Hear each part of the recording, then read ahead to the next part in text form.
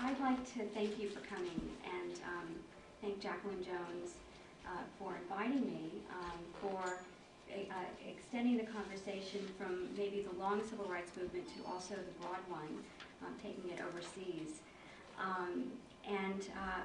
I'd also like to thank my co-panelists. I would fly anywhere to be on a panel with these folks, and I'm really looking forward to the conversation that will follow.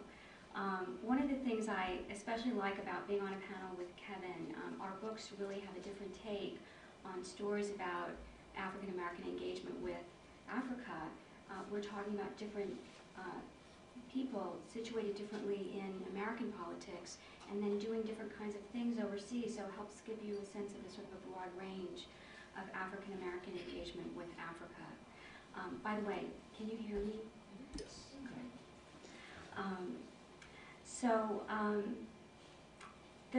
What brought me to the book called Exporting American Dreams was, in some ways, it came out of my work on Cold War civil rights.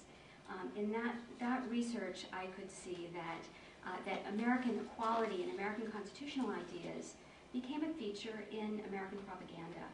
You know, the story to the world about the nature of American democracy and the fact that race discrimination from the perspective of the United States government wasn't indicative of the nature of the United States as a country, the U.S. The nature of its government.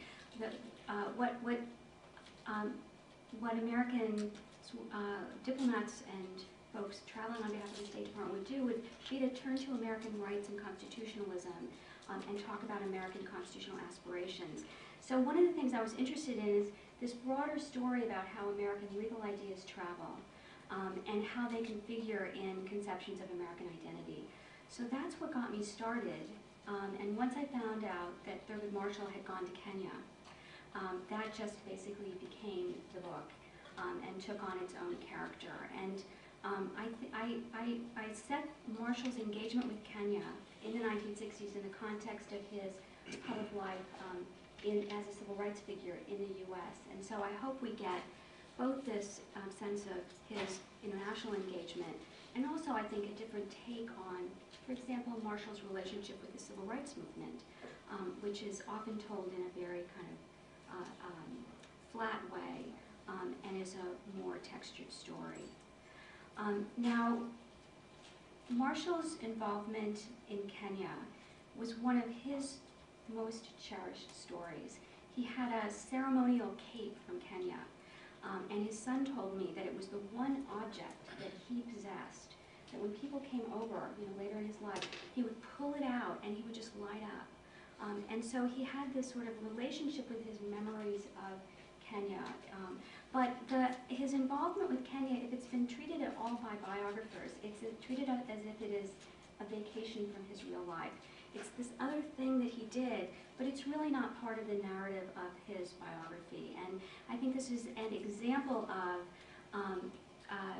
writing American history as if the narrative is contained within that old-fashioned conception of American borders. When I was in elementary school, the United States was configured on the map by this sort of map of the United States floating in space, unconnected even to Canada and Mexico, with Hawaii and Alaska off in the corner by themselves, not to scale.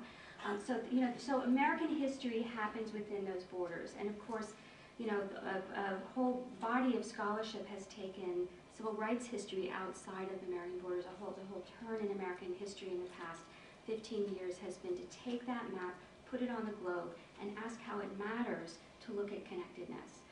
And so I think that the tendency to sort of cut out Marshall's international engagement from a central part of his biography is a characteristic of the broader issue of sort of viewing American history as having happened within that old-fashioned conception of American borders.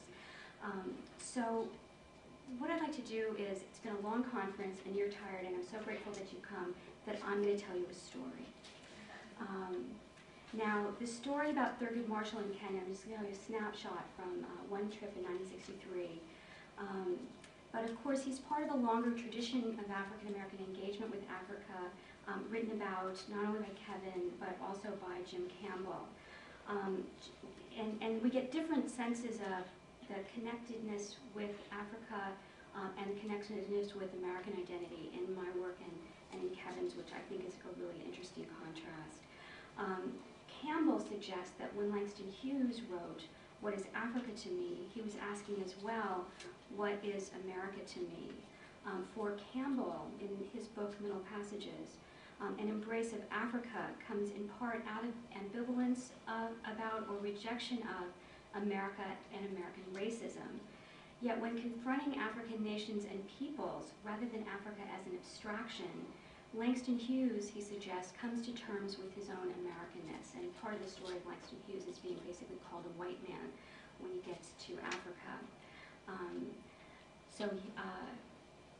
In Campbell's story, engaging Africa becomes a way of negotiating one's American identity. Now, Campbell's turning around of Langston Hughes' question, so turning it into what is America to me, would be troubling in a particular way for a civil rights lawyer in the 1960s. Civil rights reform in the U.S. was still an unmet promise, but civil rights were bound up in American identity. To ask about American rights was in some ways to ask about what America was. While for Campbell, Hughes looked to Africa and found a new sense of his own nation, Marshall looks to Kenya and sees what he hopes for in American law.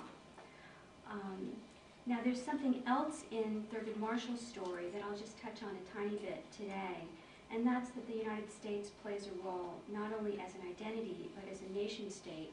And in this sense, Marshall had many goals in common with his nation, but certainly not all.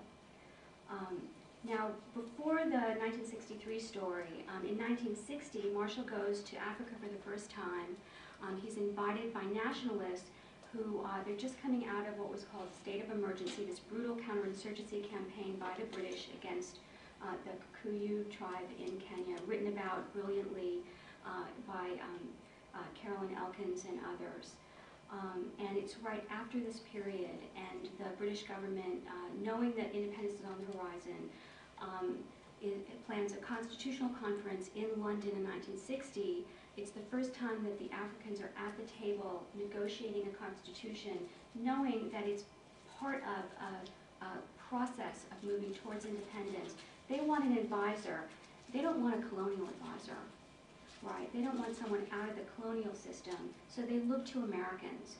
And through sort of a long sort of set of connections, Tom Mboya, a young labor leader who becomes a political leader in Kenya in its early years, who's got U.S. labor movement ties. And by the way, there's a lot to write about the relationship between civil rights activists, the movement, the labor movement, and African nationalists that has barely been touched on. But through this web, Marshall ends up matched up with Mboya, and he ends up being the advisor at this 1960 Constitutional Conference.